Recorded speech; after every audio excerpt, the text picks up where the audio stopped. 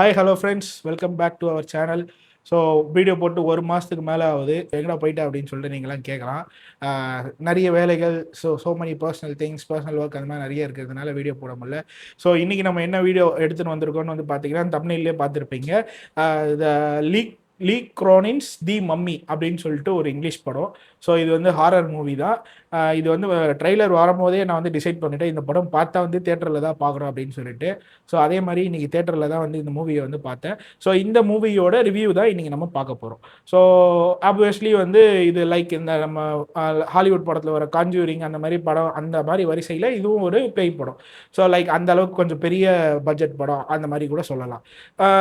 Okay, இப்போ நம்ம கதைக்குள்ளே போகலாம். என்னென்னு வந்து பார்த்தீங்கன்னா, இந்த படம் வந்து எதில் வந்து இவால்வ் ஆகுது வந்து பார்த்தீங்கன்னா ஒரு மம்மி, அதாவது ஒரு மம்மினா வந்து வீட்டில் இருக்க அம்மா கிடையாது, காமெடி. இந்த மாதிரி காமெடிலாம் வேற எங்கேயா போய் பண்ணிக்க. ஓகே, அவாய்ட் பண்ணிக்கிறேன் நானே. அதாவது வந்து பார்த்தீங்கன்னா, எகிப்தில் வந்து பிரமிட்ஸ்குள்ள மம்மி, அதாவது உடம்பெல்லாம் சுற்றி இந்த துணியை வச்சு சுற்றிக்கு இது பண்ணி புதைப்பாங்களே, அதான் வந்து மம்மின்னு வந்து சொல்லுவாங்க. நீங்கள் ஆல்ரெடி நிறைய பழைய மம்மி படம்லாம் வந்து நிறைய படம் பார்த்துருப்பீங்க. ஸோ பார்க்காதவங்க போய் பார்க்கலாம்.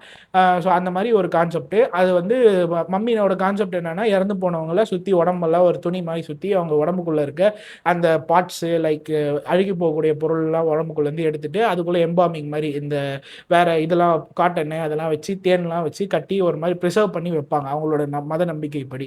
ஸோ அந்த மாதிரி ஒரு மம்மி வந்து ஒரு ஒரு டப்பாக்குள்ளே வந்து இருக்குது, அந்த சவப்பெட்டிக்குள்ளே இருக்குது.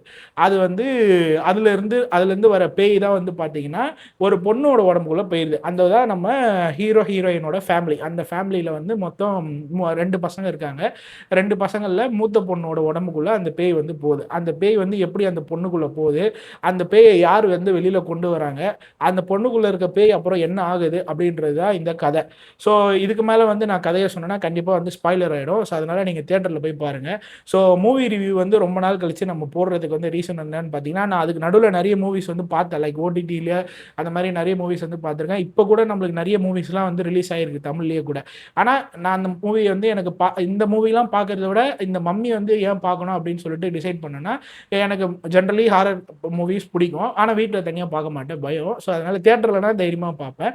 அதே மாதிரி இந்த மூவியோட ட்ரெய்லரே நான் இம்ப்ரெஸ் பண்ணியிருந்தது. ஸோ அதனால் தேட்டரில் போய் பார்த்தேன். அப்போ வந்து என்னென்னு வந்து பார்த்தீங்கன்னா, இந்த மூவி வந்து ஒரு பேய் படமாக இருந்தாலும் குழந்தைங்கள்லாம் கூப்பிட்டு போய் பார்க்கலான்னு சொன்னால் முதல்ல அலோவ் பண்ண மாட்டாங்க. பெரிய பெரிய தேட்டரில் எனக்கு தெரிஞ்சு எந்த தேட்டர்லையுமே பண்ண மாட்டாங்கன்னு நினைக்கிறேன். ஏன்னா இது A-rated மூவி. ஸோ A-rated மூவினா தப்பான சில பல சீன்லாம் வரும்னு சொன்னீங்கன்னா அதெல்லாம் எதுவுமே வராது, 0. பட் அப்படியே ஆப்போசிட்டாக என்னன்னா ரொம்ப கோர் ரேட்டட். ஆக்சுவலாக எனக்கு தெரிஞ்சு இது கொடுத்தது போது R-rated கொடுத்துடலாம். கோர் என்னன்னா அது பார்த்தீங்கன்னா இந்த சதை கிளியருது, ரத்தம் வருது அந்த மாதிரி சொல்லிட்டு ரொம்ப ஓவராக எக்ஸ்ட்ரீம் லெவலுக்கு போய் காட்டியிருக்காங்க. ஆக்சுவலாக நார்மலாக இப்போ நம்ம பேய் படம்லாம் வந்து பார்த்தீங்கன்னா நன்னு, அப்புறம் காஞ்சூரிங் இதெல்லாம் தான் ஃபேமஸான பேய் படம் இப்போதைக்கு இப்போ இருக்க ட்ரெண்டில். ஸோ அந்த மாதிரி வந்து படத்துலாம் வந்து பார்த்தீங்கன்னா பேய் வரும், பயமும் கொடுத்தோம். பட் ஆனால் வந்துட்டு கொல்லவும் செய்யும். அது வந்து நம்மளுக்கு முகம் சுளிக்கிற அளவுக்கு இருக்காது. நம்மளுக்கு பயமாக இருக்கும், ஆனால் முகம் சுளிக்கிற அளவுக்கு இருக்காது. ஆனால் இந்த மம்மி வந்து பார்த்தீங்கன்னா அது வந்து படம் ஃபுல்லாமே வந்து பேயும் வருது, அட் த சேம் டைம் வந்து ரொம்ப ஒரு கொடூரமான விதத்தில் கொல்றது. லைக் இந்த சில பேர் இந்த ஹாலிவுட் படம் பார்க்குறவங்களாம் தெரிஞ்சிருக்கும், சான்னு சொல்லிட்டு ஒரு படம் வரும். அப்படியே உடம்பை 2ஆக வெட்டி கொல்றது, அவங்க சைக்கோ கில்லர் மாதிரி எல்லாரையும் வந்து கொடூரமாக கொல்ற மாதிரி வரும். அதெல்லாம் வந்து தூக்கி சாப்பிட்ற மாதிரி இந்த படம் வந்து இருக்குது. ஸோ அதனால் வந்து கிட்ஸு வந்து கூப்பிட்டு போய் பார்க்குறது வந்து அட்வைசபிள் கிடையாது. பட் ஆனாலுமே இந்த படம் ஓடிடியில் வரும்போது அதை யாராலையும் கண்ட்ரோல் பண்ண முடியாது. ஸோ ஆப்வியஸ்லி வீட்டில் எல்லாம் பார்க்கும்போது குழந்தைங்க பார்ப்பாங்க. அப்படியே ஓடிடியில் வந்தாலும் கிட்ஸ் கூட பார்க்குறீங்கன்னா கொஞ்சம் யோசிச்சுட்டு பாருங்கள். ரொம்ப மோசமான கண்டென்ட்லாம் வந்து ரத்தம் இது பண்ணுறது, தோல் சதெல்லாம் அப்படியே பிச்சு தொங்குறது அந்த மாதிரிலாம் வந்து இருக்குது. ஸோ அதனால் வந்து நீங்கள் அதை வந்து பார்க்குறது அவாய்ட் பண்ணுறது நல்லது. அப்புறமா வந்து முக்கியமான விஷயம் என்னென்னு வந்து பார்த்தீங்கன்னா, 18 வயசு கீழே இருக்கவங்க, இதையும் பலிமீனமானவங்க, அப்புறம் வந்து ப்ரெக்னென்ட் லேடிஸ் இதை வந்து பார்க்காதீங்க அப்படின்னு சொல்லிட்டு ஒரு காமெடி டைலாக் வரும். அதே மாதிரி தான் இந்த மூவி வந்து இந்த மாதிரி வந்து இது இருக்கவங்க வந்து யாரும் இந்த மூவி வந்து பார்த்துடாதீங்க. ஸோ கண்டிப்பாக வந்து உங்களுக்கு இது ரொம்ப டிஸ்டர்ப் ஆகிடும். அதே மாதிரி வந்துட்டு ரொம்ப வந்துட்டு நான் ரொம்ப பில்டப் கொடுக்குறேன் அப்படின்லாம் நினைக்காதீங்க. ஆனால் வந்து இந்த படம் அப்படி தான் இருக்குது. ஸோ நம்மளுக்கு பயம் கொடுத்துறதையும் தாண்டி ஒரு ஒரு முகம் சுளிக்கிறக்கூடிய ஒரு சில திங்ஸ்லாம் இதில் இருக்குது, அந்த மாதிரி நான் சொன்ன மாதிரி. ஸோ அதெல்லாம் விட்டுட்டு படமாக கதையாக வந்து பார்த்தீங்கன்னா மற்ற ஹாலிவுட் படம் லைக் ஹாரர் மூவிஸ்லாம் கம்பேர் பண்ணும்போது சேம் கான்செப்ட். ஒரு வீட்டுக்கு போவாங்க, அந்த வீட்டில் பேய் இருக்கும். அந்த வீட்டில் இருக்க அவனுங்களுக்கு தெரிஞ்சதான் அந்த வீட்டுக்குள்ளே பேய் இருக்குன்னு தெரிஞ்ச வீட்டுக்குள்ளே போவாங்க. வீட்டுக்குள்ளே போய் அந்த பேய் வந்து உடம்புக்கு வரும். சரி, பேய் வந்து ஒருத்தவங்க மேலே வந்துருச்சு, அவனை விட்டுட்டு வீட்டை விட்டு ஓடிந்தானா அவன் மட்டும் அந்த வீட்டிலேருந்து அந்த பேய் வீடாக இருந்திருக்கும்.